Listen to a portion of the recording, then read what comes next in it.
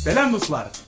Бу көннәргә кадәр күрт-күрт булып яткан кар өемнәрен күрмәсәк тә, беренче карлар көзге җиргә төшә башлады инде. Димәк, әкренләп булса да, кышкы айларга якынлашабыз. Кыш, суык, карлар, серле декабрь. Һәм бу сүзләрдән соң һәрвакыт Татар җыры дип өстәп куясы килә. Чөнки соңгы елларда кыш дип әйтүгә күпләрнең күз алдында ассоциатив рәвештә яңа ел түгел, ә җырлы-моңлы Татар җыры фестивале килеп баса. Менә шул җир шарындагы бер генә татарны да битараф калдырмаган, татар эстрадасының яңа дәрәҗәгә күтәргән Татар җыры халыкара музыкаль фестивале турында бүген һәм киләсе тапшыруларыбызда сөйли башларбыз. Димәк, киттек.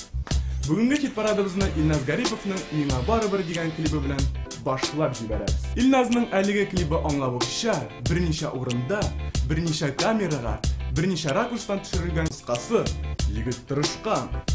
Әлбәттә, Татар җыры фестиваленә эләгер өчен бер тырышы гына аз минемчә. Монда ниндидер башка нәрсә уйлап табырга кирәк.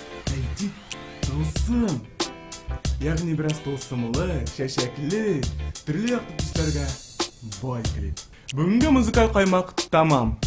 Киләсе тапшыруларыбызда да 22 декабрь көнне Пирамида күңел ачу үзәгендә узачак Татар җыры 2012 фестиваль турында сөйләшүебезне дәвам итәрбез. Тормышыгызны ачык төсләр белән туландырасыгыз килсә, фестивальгә рәхим итегез.